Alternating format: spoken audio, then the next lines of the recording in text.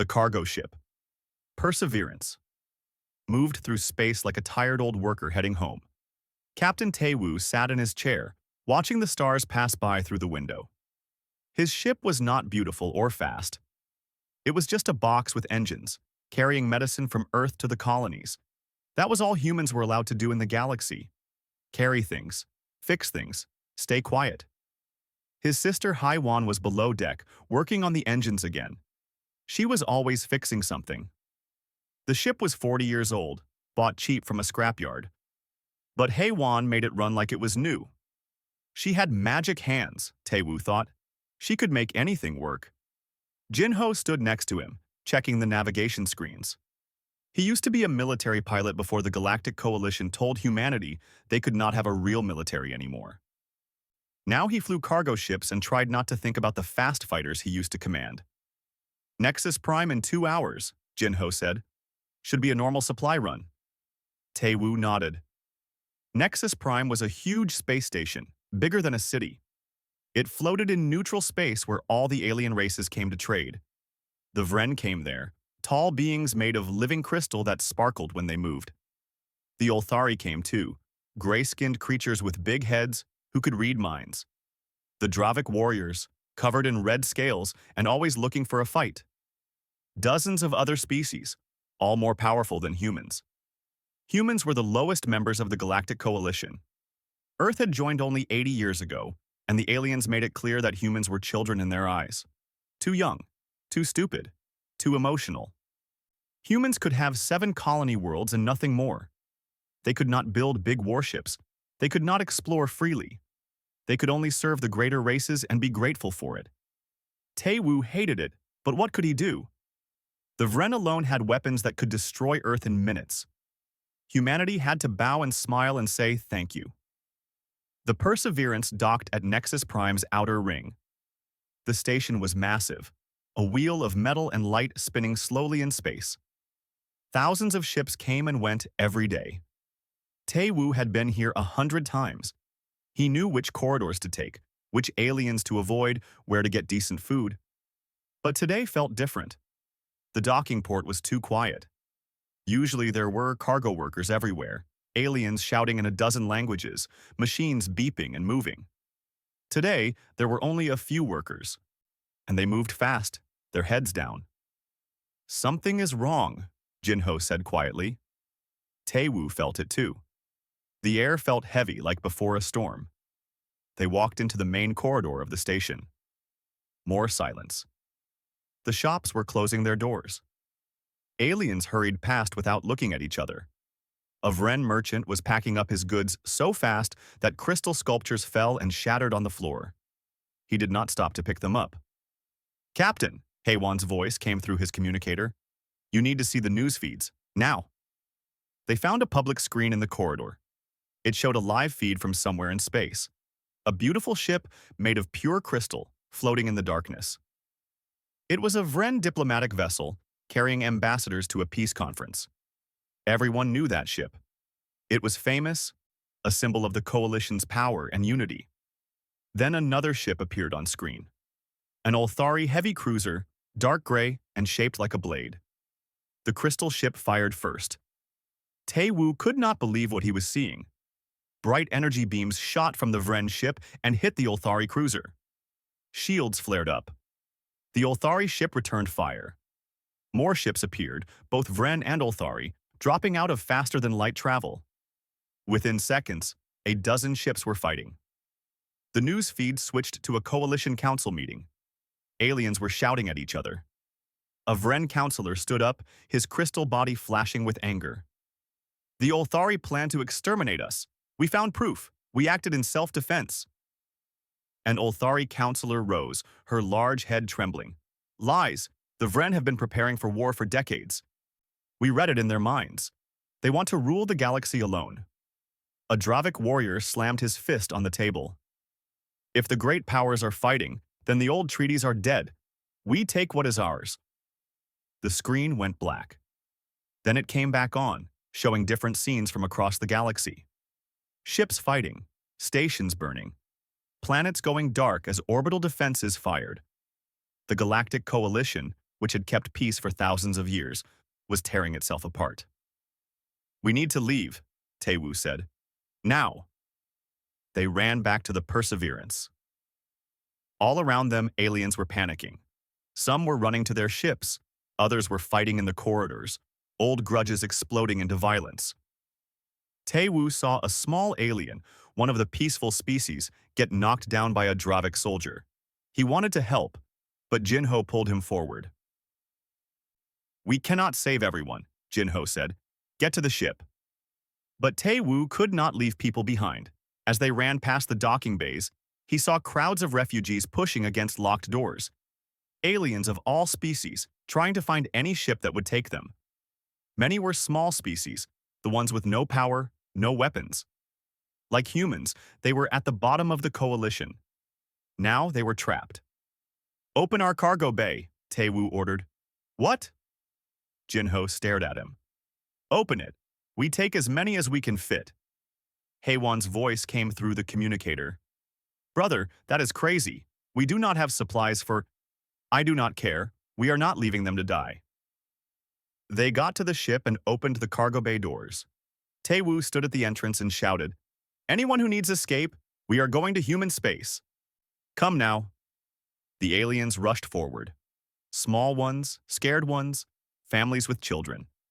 They pushed into the cargo bay, filling every space. Taewoo counted maybe 60 or 70 beings, all different species. Some were crying. Others just looked shocked. The station shook. Something big had exploded nearby. Red lights flashed everywhere. "That is enough," Jinho shouted. "We have to go." Taewoo sealed the doors and ran to the bridge.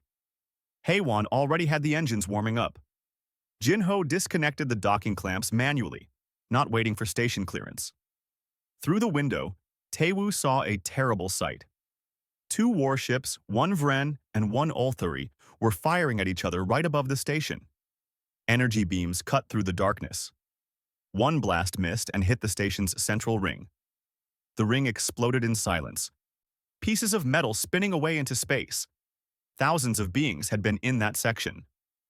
"Go!" Taewoo shouted. The Perseverance pulled away from the dying station. Jinho pushed the engines hard, moving them away from the battle. More ships appeared, fighting everywhere. The quiet space around Nexus Prime had become a war zone. They jumped to faster-than-light travel and left the chaos behind. In the cargo bay, the refugees huddled together, scared and confused. On the bridge, Taewoo and his crew sat in silence. They had just watched the galactic order collapse in one day. "What happens now?" Haewon asked quietly. Taewoo looked at the stars rushing past. "I do not know. But the galaxy just changed. Everything we knew is gone."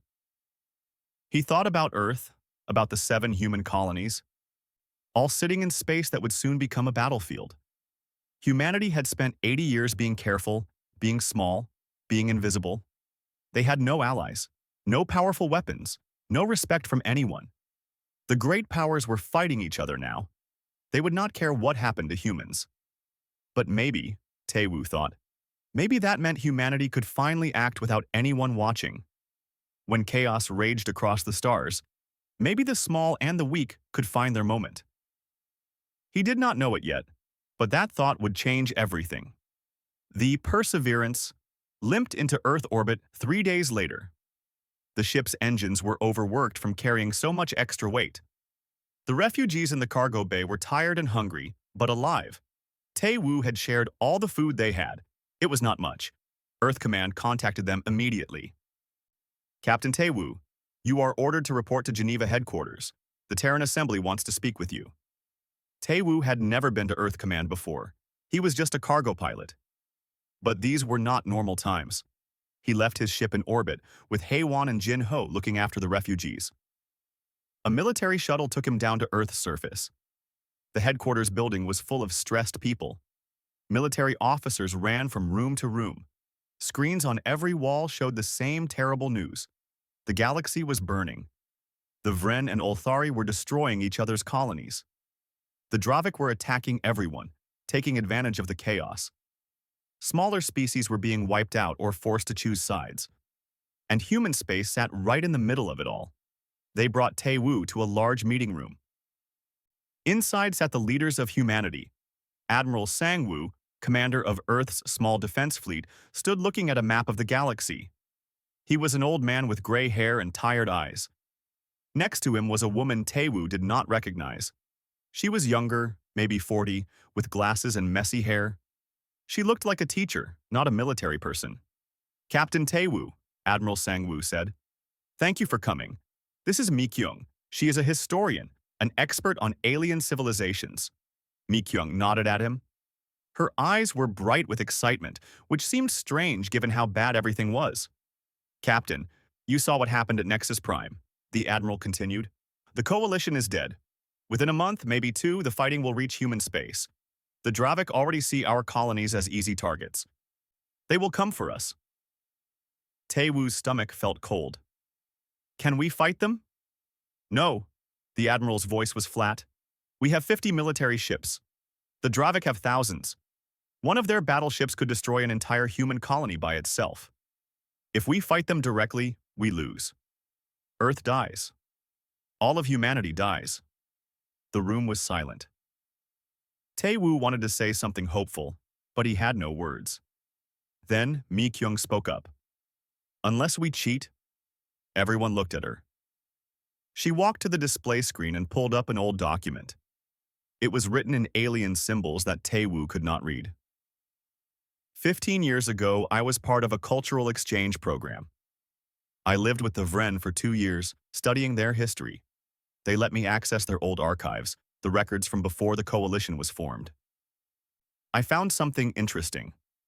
She changed the screen to show a star map with several locations marked. The Coalition was not the first galactic government. Long ago, millions of years ago, there was another civilization. We do not know what they called themselves. The aliens call them the First Ones. The First Ones had technology far beyond anything we see today. They could build planets, they could move stars, and they built weapons that could destroy entire galaxies. Admiral Sang-woo crossed his arms. "I know this story. The First Ones destroyed themselves in a civil war. When the current races found their ruins, they were so scared of the weapons that they formed the Coalition to make sure it never happened again." "Exactly," Mi-kyung said. "The Coalition found 17 weapon caches left by the First Ones. Arsenals full of technology they could not understand and were too dangerous to destroy, so they sealed them, put them in hidden locations, made agreements that no one would ever open them. Those agreements are gone now," she said quietly. "The Coalition is dead. The seals are still there, but the political will to respect them? Gone. Whoever finds those weapons first will control the galaxy." Tae-woo understood. "You want us to find them." "I want us to find them before the Dravik do, or the Vren, or anyone else." Mi-kyung pulled up coordinates. "I know where 3 of the caches are. I found the locations in the Vren archives. I memorized them because I thought they were interesting. I never imagined we would actually need them." Admiral Sang-woo looked skeptical. "Even if we find these weapons, how do we use them? You said the Coalition races could not understand the technology." "The Coalition races could not," Mi-kyung agreed. "But maybe humans can. We think differently than they do. We are not telepathic like the Ulthari. We are not computer minds like the Vren. We are just humans. Sometimes that is an advantage." The Admiral thought for a long moment. Then he looked at Tae-woo. "Your ship is small, unremarkable. No one pays attention to human cargo haulers. If I send military ships, everyone will notice. But you? You could slip through the war zones without attracting attention." Tae-woo felt his heart beat faster. "You want me to hunt for ancient superweapons?" "I want you to save humanity," the Admiral said simply. "Will you do it?" Tae-woo thought about his sister, about Jin-ho, about all the humans on Earth and the colonies. He thought about the refugees in his cargo bay, scared and homeless. He was just a cargo pilot. He was not a hero, but someone had to try. "Yes," he said, "I will do it." They gave him a crew. Mi-kyung would come to help decode alien systems. Bo-ra, a combat medic who had special forces training, would provide security. Yun-soo, a young linguist who could speak 12 alien languages, would help them navigate alien warnings and traps. 2 days later, the Perseverance left Earth orbit again. Heywan had the engines running better than ever. Jinho plotted a course to the first cache location, a dead planet called Ash Point in an abandoned system. It took them a week to get there, traveling through empty space far from the war zones. Ash Point was a brown rock with no atmosphere, orbiting a dying red star. According to Mi Kyung's information, the cache was buried deep underground. They landed on the surface. The planet was silent and dead. No wind, no life, nothing. Just red dust and black rocks under a dim red sky. The entrance should be here, Mi Kyung said, checking her scanner. She led them to a cliff face. At first, Tae-woo saw nothing. Then Hyun-soo pointed out symbols carved into the rock, so old they were almost invisible. That is first one language, Hyun-soo said, sounding excited. I studied fragments of it at university. It says, death awaits the worthy, life awaits the foolish. That is a terrible warning, Bo-ra muttered. She had her rifle ready, watching for danger. Mi Kyung touched the symbols in a specific pattern she had memorized from the archives. The rock shimmered and disappeared, revealing a tunnel leading down into darkness. They went inside. The tunnel was made of some black material that absorbed their flashlight beams. It felt wrong, like the walls were watching them. They walked for what felt like hours, going deeper and deeper. Then they reached a chamber. It was huge, the size of a stadium. The walls glowed with soft blue light. And in the center, standing in perfect rows, were machines. Weapons. Things that looked like guns but wrong, with too many angles, shapes that hurt to look at. Vehicles that floated without engines. Armor that seemed to be made of solid light. By God, Jinho whispered. Mi Kyung walked forward slowly, like she was in a dream. She touched one of the weapons. It hummed to life, blue lights running along its surface. Then it went dark again. It scanned me, she said. It checked my biology. She looked at the others, her eyes wide. The coalition races said these weapons were locked, that only first ones could use them. But it just scanned me, a human, and did not kill me. Tae-woo picked up another weapon. It was light, much lighter than it looked. When he held it, information flooded into his mind. Not words, but understanding. He knew how to use it. He knew what it could do. These weapons are not locked, he said slowly. They are waiting. Waiting for someone who thinks differently than the ones who used them before. We can use them, Haiwan said, touching a piece of armor. Humans can use them. They spent hours loading everything they could fit into the Perseverance. Weapons, armor, technology they did not understand yet. The ship's cargo bay was full of objects that made the air feel electric. As they prepared to leave, alarms started blaring. Jinho checked the ship's sensors. Dravik ships, he said. 3 of them, entering orbit. They must have followed us. Can we fight? Bo-ra asked. Not yet, Tae-woo said. He grabbed one of the new weapons. But let us see what these things can do. They lifted off from Ash Point as Dravik fighters came down to intercept them. Tae-woo aimed the first one weapon at the nearest fighter. He pulled the trigger. The fighter simply stopped existing. No explosion, no debris. Just gone, erased from reality. The other Dravik fighters turned and ran. On the bridge of the Perseverance, the crew stared at each other in shock. Take us home, Tae-woo said quietly. We have work to do. 3 months passed. The galaxy burned brighter every day. The Vren had destroyed 4 Olthari colony worlds. The Olthari had driven the Vren out of 2 entire sectors using psychic weapons that drove enemy crews insane. The Dravik were conquering everything they could reach, enslaving smaller species to work in their weapons factories. But something strange was happening in the spaces between the wars. Supply convoys disappeared. A Vren fleet heading to reinforce their front lines vanished without a trace. An Olthari supply station was destroyed by what looked like Dravik weapons. But when the Olthari sent revenge ships, they found no Dravik in that area. A Dravik mining operation was wiped out by weapons that matched Vren signatures. The great powers started accusing each other of secret attacks. Trust broke down even further. Alliances that might have formed never happened. Everyone was too busy suspecting everyone else. Admiral Sang-woo sat in his command center on Earth, watching the chaos with satisfaction. On the screens around him, human officers monitored hundreds of ships moving through the galaxy. Ships that did not exist. "Ghost Fleet Report," he said. An officer pulled up a holographic display. "Sir, we have 47 automated vessels operating in conflict zones. 17 are mimicking Vren signatures. 15 appear as Olthari, 12 as Dravik, and 3 as minor species. All operating independently, hitting supply lines and withdrawing before identification. Any losses?" "2 ships destroyed. The Vren figured out one was fake and blew it up. We have 45 remaining." Sang-woo nodded. It was going perfectly. The Ghost Fleet was his idea, but the technology came from the ancient weapons. In 3 months, Captain Tae-woo's team had found 6 more weapon caches. Each one gave humanity more tools, more knowledge, more power. The weapons were designed to be understood. That was the secret the Coalition never learned. The first ones had not locked their technology behind genetic codes or telepathic interfaces. They had made it adaptable, meant to be learned by anyone willing to try. And humans were very good at trying. Earth's scientists had reverse-engineered shield generators, engines that could run for years without fuel, and weapons that bent the rules of physics. The ghost ships used camouflage technology that could mimic any known species' energy signature.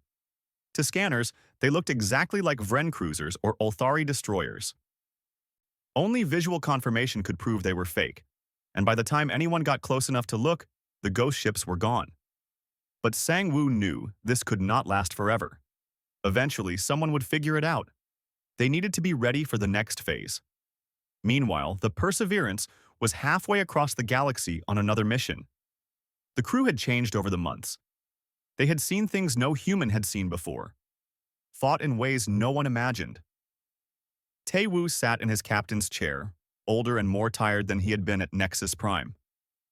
"Next cache is on a moon called Silent Watch," Mi-kyung said, checking her data. "This one is supposed to be the biggest, a full military depot." "How big?" Jin-ho asked. "Big enough to supply an army." They had a new crew member now. Dong-woo sat at the communication station, listening to alien broadcasts. He was unusual for a human. 20 years ago, when he was just a child, he had been part of a cultural exchange program. The Olthari had raised him, taught him their ways. He could almost read minds like they did, sensing emotions and intentions from body language and tiny clues. He had been working at an Olthari research station when the war started. He escaped and made his way back to human space. Now he helped the Perseverance by understanding how aliens thought, how they would react, what they feared. "The Olthari are pulling ships from the western sectors," Dong-woo said, reading the alien signals. "They think the Vren are planning a major attack there, but the Vren are doing the same thing in the east. Both sides are so paranoid they are seeing threats everywhere." "Good," Tae-woo said. It sounded cold, but this was war. A war humanity did not start, but had to survive. That means fewer ships to notice us. They reached Silent Watch without incident. The moon orbited a gas giant in a system with no habitable planets. It was the perfect place to hide a weapons cache. Remote. Forgotten. The entrance was easier to find this time. They had learned to spot the signs. First, one technology left subtle distortions in space, little ripples that human sensors could detect if you knew how to look. Inside, they found exactly what Mi-kyung predicted. An arsenal that could equip thousands of soldiers. Weapons, armor, vehicles, even small ships. But there was something else too. "Look at this," Haewon called from across the chamber. She stood in front of a machine that looked like a large crystal cube. "I think this is some kind of fabricator. A machine that makes other machines." Mi-kyung examined it carefully. "If we can understand how this works, we would not need to keep raiding caches. We could build our own weapons." That changed everything. They loaded the fabricator onto the ship with extreme care. It took 2 days to move it because it was so heavy and delicate. But once they had it secured, They felt like they had won a great victory. On the way back to Earth, Jinho spotted something on the sensors, a distress signal. It was coming from a small ship drifting in space. Should we help? Bora asked. Taewoo thought about it. They were carrying precious cargo. Stopping was a risk. But he remembered the refugees at Nexus Prime, the ones he had saved. He could not become the kind of person who ignored someone in trouble.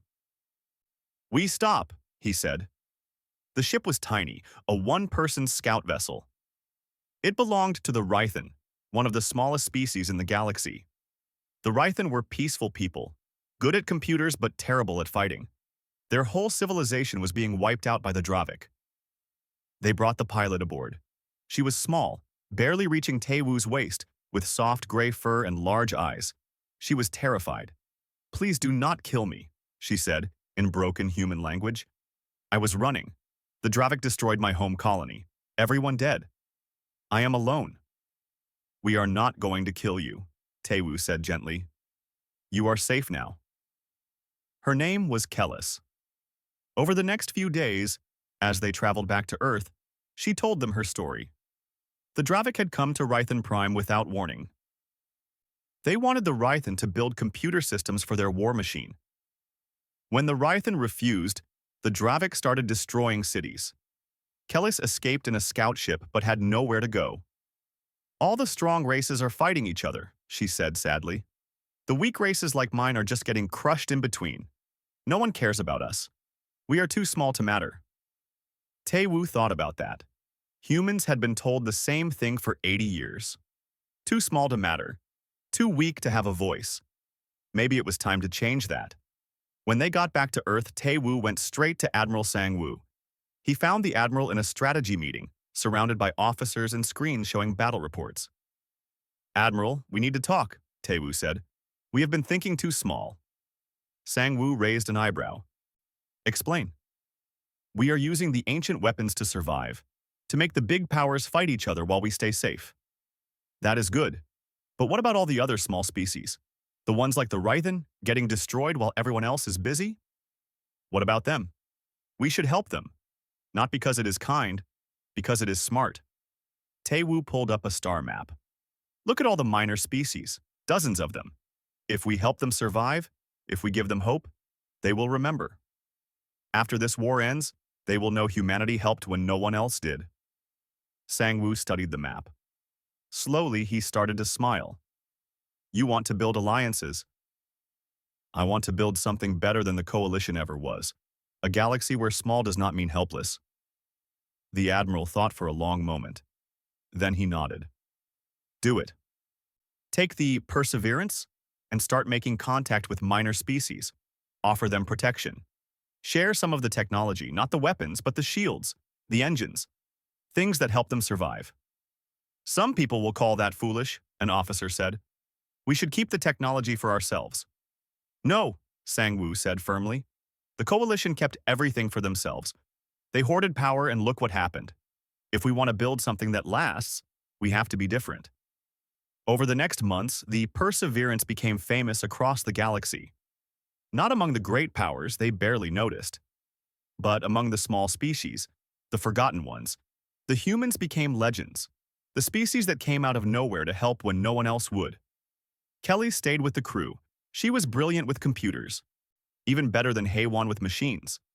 She helped them understand First One technology from a different angle. And in the shadows, the Ghost Fleet kept working. Hitting supply lines, sowing confusion, making sure the great powers stayed focused on each other and not on the small species trying to survive.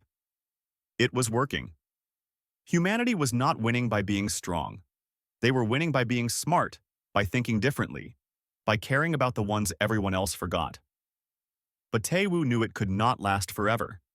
Eventually, the great powers would notice. Eventually, they would come for Earth. He just hoped humanity would be ready when they did. The message came at dawn on New Pyongyang. The colony was humanity's fourth settlement, home to 8 million people. It was a cold world with 2 moons, beautiful but harsh. The colonists had worked for 50 years to make it livable. They had farms now, cities, families. It was home. Then, the Dravik warships appeared in orbit. Governor Ha Jin stood in the command center, staring at the screens. 12 Dravik battleships, each one big enough to carry thousands of warriors. She had known this day would come. The Dravik had been pushing into human space for weeks, conscripting workers, taking supplies. Now they wanted New Pyongyang. "Open a channel," she ordered. The Dravik commander appeared on screen. He was huge, covered in red scales with horns curling from his head. His name was Vornak, and he was famous for crushing rebellions. "Humans of New Pyongyang," Vornak said, "you will surrender your colony to the Dravik Empire. Your people will work in our factories, your ships will join our fleet. You have 1 hour to decide." "And if we refuse?" Hajin asked, though she knew the answer. "Then we turn your cities to glass and take what we want from the ashes." Vornak smiled, showing sharp teeth. "You cannot fight us. Your Earth sent no fleet to protect you.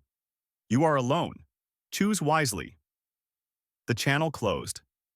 Hajin looked at her staff. They were scared but trying not to show it. She thought about the 8 million people on this world. Children, elderly, people who just wanted to live in peace. "Contact Earth Command," she said quietly. "Tell them the Dravik are here." But she already knew what Earth Command would say. They had no fleet to send. Humanity's few warships were protecting Earth itself. The colonies had to defend themselves. Then another officer spoke up. "Governor, we are getting signals from civilian ships. Hundreds of them." "What?" "Private ships, freighters, mining vessels, passenger transports. They are moving into defensive positions around the planet." Hajin pulled up the orbital display. She could not believe what she saw. Civilian ships of every size were forming a loose formation between New Pyongyang and the Dravik fleet. There were hundreds of them. Some were tiny shuttles, others were huge cargo haulers. None of them were military ships. "They are saying they will fight," the officer said, his voice shaking. "The civilians are saying they will not surrender." Hajin felt tears in her eyes. These were ordinary people. Truck drivers in space, shop owners, retired pilots. They had no business fighting a Dravik battle fleet, but they were going to do it anyway. She opened a colony-wide channel. "This is Governor Hajin. To all civilian vessels preparing to engage the enemy, stand down. You will die out there." A voice answered. It was Yujin, a transport pilot Hajin knew personally.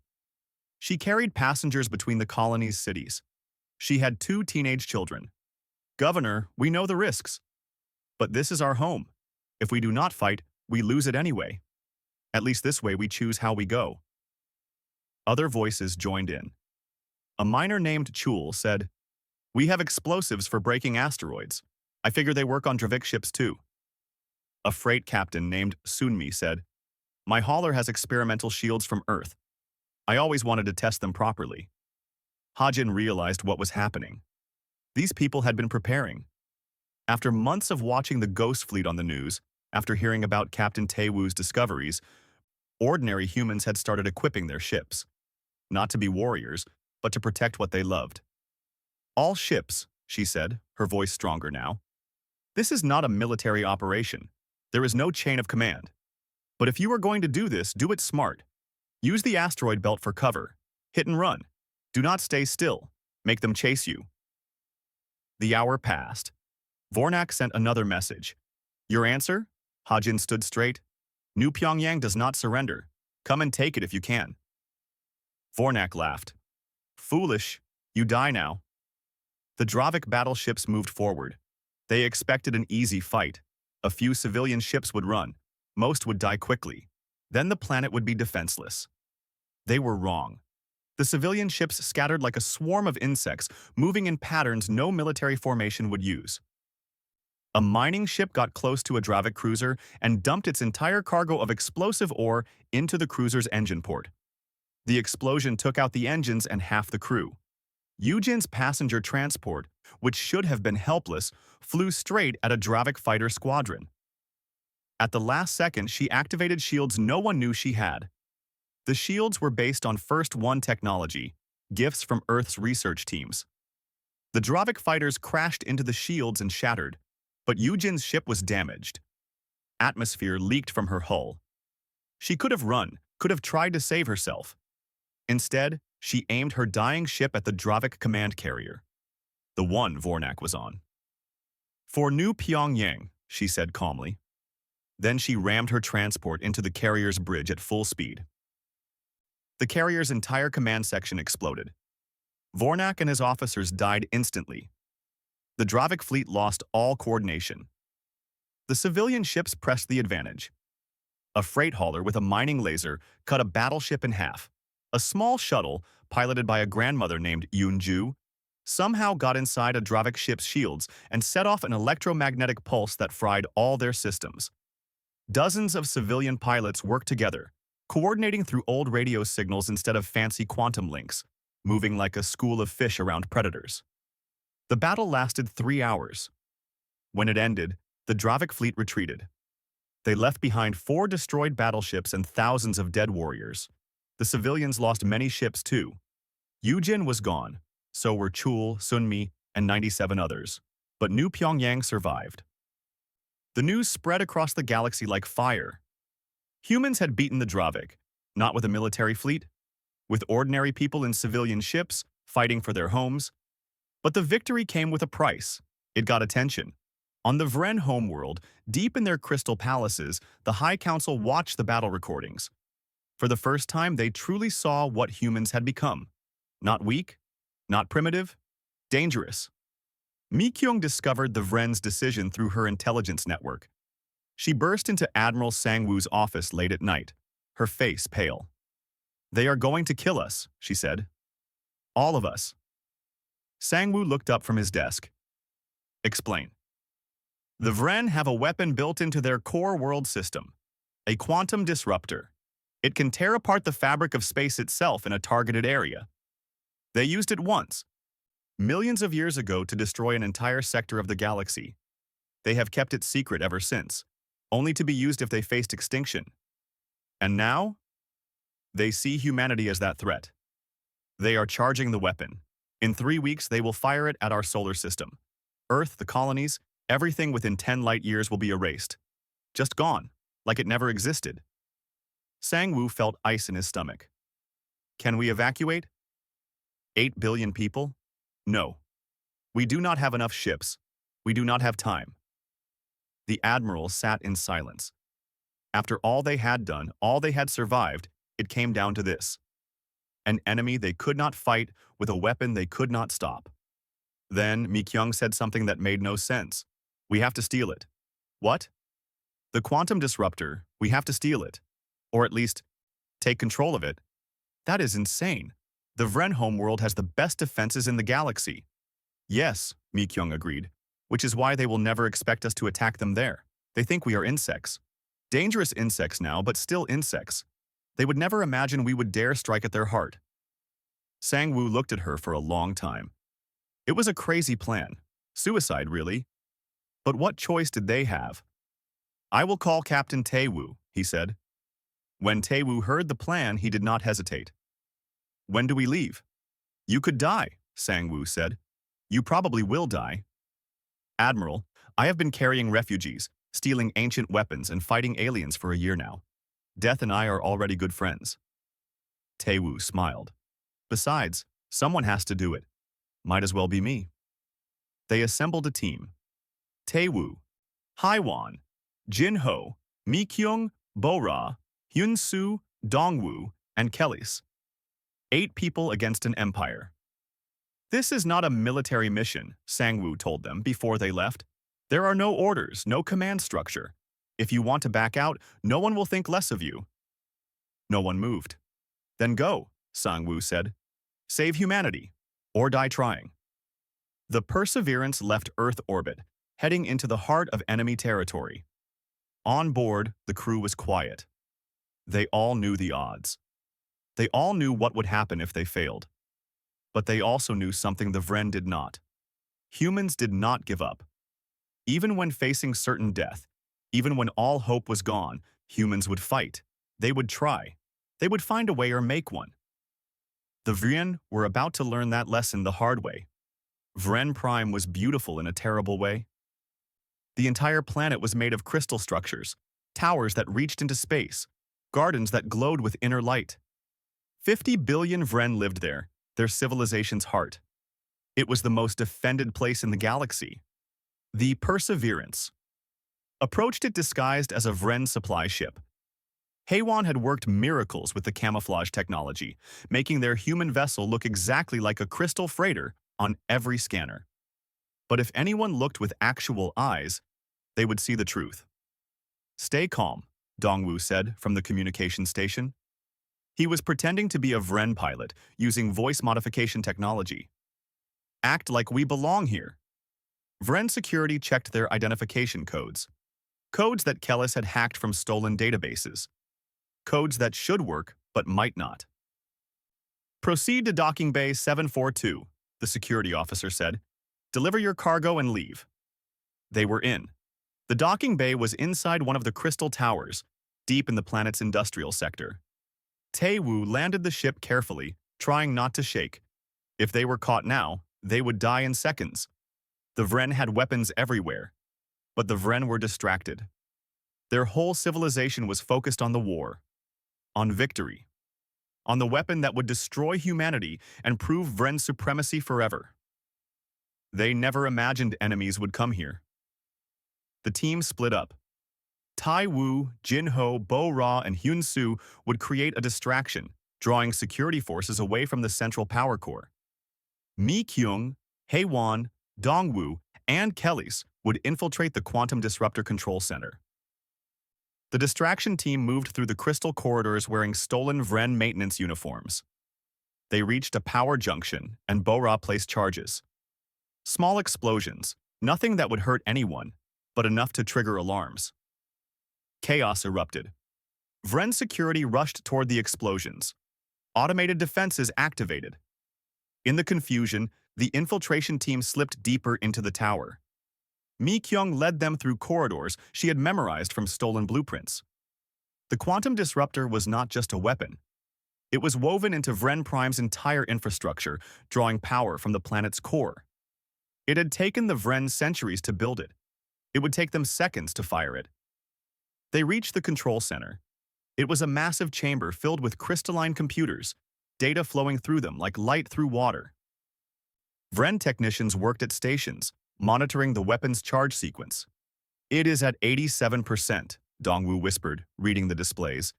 "We have maybe 4 hours before it fires." "We cannot destroy it," Hae-won said, studying the systems. "It is too integrated. Destroying it would kill this entire tower, maybe 1 billion Vren." "Then we do something else," Mi-kyung said.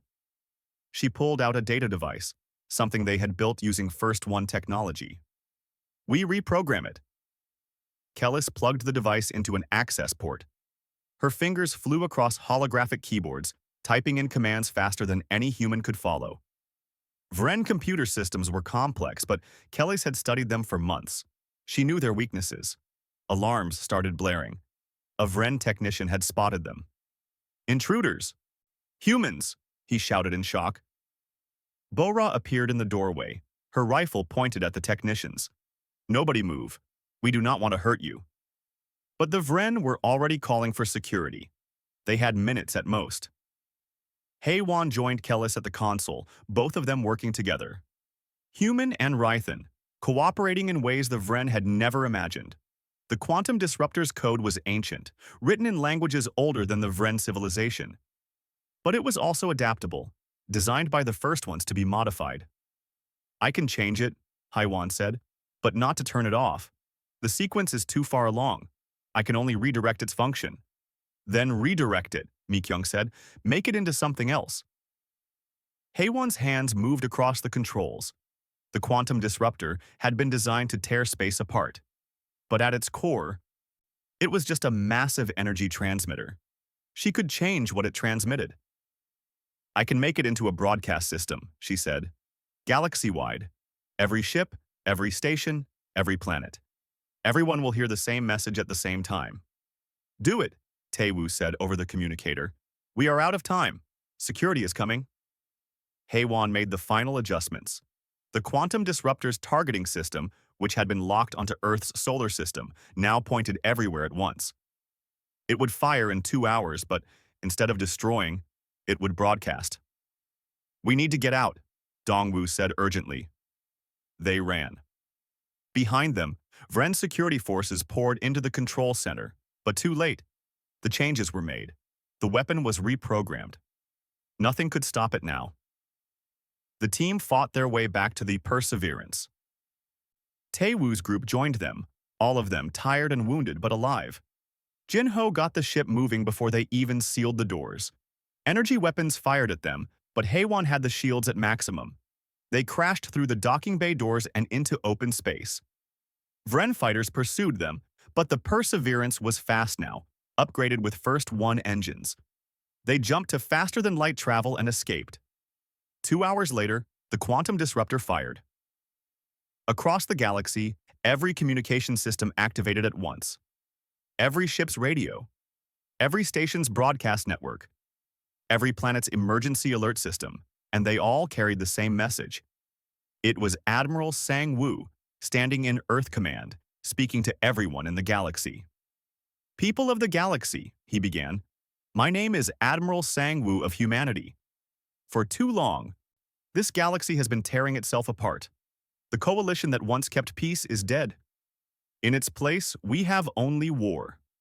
The strong are destroying each other. The weak are being crushed in between. But I am not here to talk about war. I am here to talk about what comes after." He pulled up images. The ancient weapon caches. The first one technology.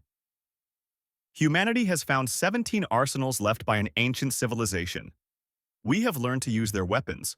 We have the power to destroy any faction in this galaxy. We could tip the balance to any side we choose. But we will not. The message continued. The first ones destroyed themselves through endless war. The coalition was formed to prevent that same fate. Now you are making their mistake, fighting over power while everything you built crumbles. Humanity offers another path.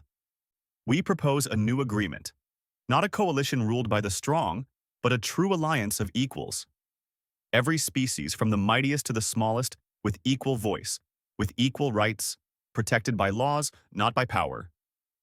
We know you do not trust each other anymore. That is why we offer this. Humanity will be the guarantors. We will hold the ancient weapons in trust. Any species that breaks the peace will face not your enemies, but us. We will be neutral, fair, and we will not be conquered because we have weapons that can erase stars. This war ends now, not because humanity demands it, but because continuing it serves no one. Choose peace or choose extinction. You have 1 week to decide. The message ended. Across the galaxy, silence fell. On Vren Prime, the High Council gathered in emergency session. They had intended to kill humanity. Instead, humanity had turned their greatest weapon against them, not to destroy, but to embarrass them in front of the entire galaxy. They reprogrammed it, one counselor said in disbelief. They understood our most advanced technology better than we do. And they showed mercy, another added. They could have destroyed our planet. Instead, they used our own weapon to call for peace. On the Ulthari homeworld, telepathic elders sensed the emotional resonance of the message across billions of minds. For the first time in months, they felt something other than fear and rage. They felt hope. The Dravik were the hardest to convince. They believed in strength, in conquest, but even they recognized reality. Humanity had beaten them in battle. Humans had weapons the Dravik could not match. And if the war continued, humanity would destroy them all. One by one, species agreed to the ceasefire. Not because they loved peace, but because they had no choice. 6 months later, Nexus Prime was rebuilt. The station hung in space again, bright and alive. And in its center, a meeting was held. Representatives from every spacefaring species. 12 great powers. Dozens of minor species. All equals. The new coalition was born. Captain Taewoo stood in the meeting hall, now wearing an ambassador's uniform instead of a cargo pilot's jumpsuit. Next to him were his crew, the people who had saved humanity and changed the galaxy. Mi Kyung was there as chief historian, ensuring the old mistakes would be remembered. Haewon was there as a technology advisor, helping species understand the ancient weapons they had agreed to lock away. Admiral Sang-woo oversaw the decommissioning process, placing the weapons in secure locations, guarded by all species together. A Vren counselor approached Tae-woo. "I do not understand humans," she said. "You had the power to rule the galaxy. Why did you give it up?" Tae-woo smiled. "Because ruling the galaxy was never the goal. Surviving was. Living in peace was. Having a future was." He looked out at the gathered species. "Besides, power that requires constant fighting to maintain is not real power. This is real power. Everyone choosing to work together because it is better than the alternative." The treaty was signed. No species would dominate. Disputes would be settled through negotiation. The ancient weapons would remain sealed, watched over by all species equally, with humanity as first among equals in guarding them. It was not perfect. There would be problems, arguments, species that broke the rules. But it was better than war. It was better than extinction. That night, Tae-woo stood on the observation deck of Nexus Prime with Hae-won. They looked out at the stars, at the galaxy they had helped save. "Do you think it will last?" Hae-won asked. "I do not know," Tae-woo admitted. "But we gave it a chance. When chaos raged across the stars, when everyone said humanity was too small to matter, we proved them wrong. Not by being the strongest, but by being smart. By being kind when we could have been cruel. By choosing hope when everyone else chose hate."